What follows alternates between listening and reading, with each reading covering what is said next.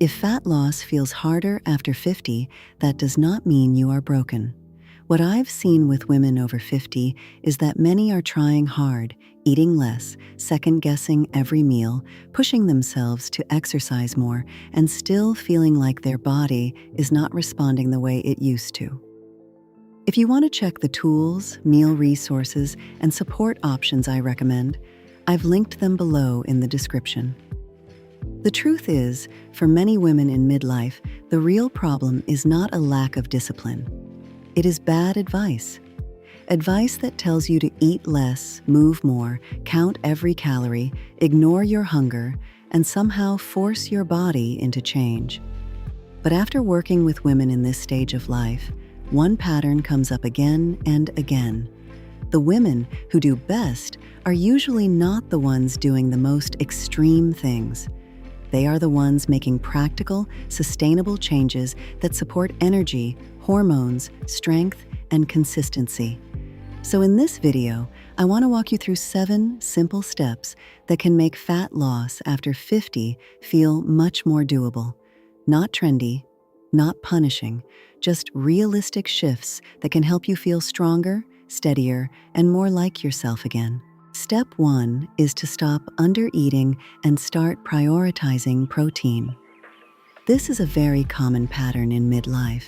A woman barely eats enough during the day, maybe coffee in the morning, something light at lunch, a snack here and there, and then by evening she is starving and ends up picking through the kitchen. From experience, this is where most people struggle without realizing it. They think they are being good during the day, but they are actually setting themselves up for cravings, low energy, poor muscle support, and late-night overeating. Protein matters because it helps support muscle, and muscle matters for fat loss, metabolism, strength, and how well you age. What I've seen with women over 50 is that they often feel better when they stop saving most of their food for dinner and start building the first part of the day differently. That might mean a protein-rich breakfast, or at least a strong first meal with real food. Eggs, Greek yogurt if tolerated, cottage cheese, fish, chicken, leftovers from dinner, or another protein source that actually keeps you full. And do not be afraid of healthy fats alongside that. Healthy fats help with satisfaction, support hormones, and make meals feel like meals instead of diet food. The goal is not to eat huge amounts. The goal is to eat enough of the right foods early enough in the day that you are no longer chasing hunger by night. Step 2 is to move more, but move smarter. You do not need punishment workouts. You do not need to prove how hard you can suffer. You do not need to train like you are preparing for a competition. After working with women in this stage of life, I can tell you that the most effective movement plan is usually the one that is consistent, realistic, and supportive. Walking matters. Strength training matters. Everyday movement matters. Walking is one of the most underrated tools for women over 50 because it supports energy, mood, stress levels, and consistency. It is easy to recover from, easy on the joints, and something most women can build into real life. Then on top of that, strength training 2 to 3 times a week can make a big difference. Because the goal here is not just to lose fat. It is to build strength, support muscle, protect metabolism, and stay capable. One pattern that comes up again and again is that movement works better when it feels like support, not punishment. Step 3 is to use time-restricted eating in a practical way, not an extreme way. This is where many women get into trouble. They start skipping meals, calling it fasting, and then end up underfed, stressed, and overly hungry later on. That is not the kind of approach that tends to work well long-term. A more practical version is simply shortening the eating window in a way that feels natural. Maybe you stop eating after dinner. Maybe you eat between a steady window during the day. Maybe you leave enough time between meals that you are not constantly snacking. What I've seen with women over 50 is that time-restricted eating can help when it reduces mindless eating and late-night grazing, but only if the meals inside that window are nourishing enough. So the point is not starvation. The point is structure. Eat real food.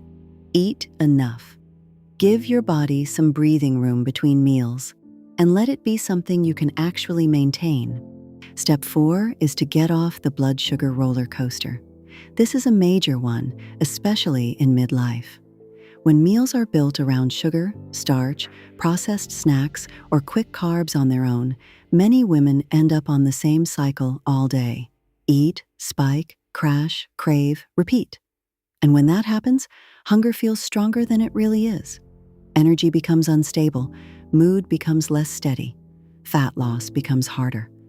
A better approach is to build meals around protein first, include healthy fats, and let carbs be more thoughtful and more supportive instead of the center of everything. This does not mean every woman needs to eat exactly the same way, but it does mean that if you want steadier hunger and energy, it helps to start with the foods that actually satisfy you. What I've seen with women over 50 is that once blood sugar swings calm down, cravings often calm down too. And that alone can make fat loss feel easier, while completely overlooking sleep. But if you are staying up too late, waking often, running on stress, or treating sleep as optional, your body feels that. After working with women in this stage of life, one pattern comes up again and again. When sleep improves, everything feels more manageable. Hunger is calmer, mood is steadier, energy is better. Cravings often ease up. Workouts feel easier. The whole day feels less uphill. So this matters more than many people realize. Try to protect your evening. Dim the lights earlier. Keep the room cool. Cut down on late-night stimulation. And make sleep part of the fat loss plan, not an afterthought. Step 6 is to simplify your food, your mind, and your overload. By this stage of life, a lot of women are carrying too much. Too many tasks, too many food rules, too much noise, too much decision fatigue, and stress matters. Fat loss is not only physical, it is mental and emotional too.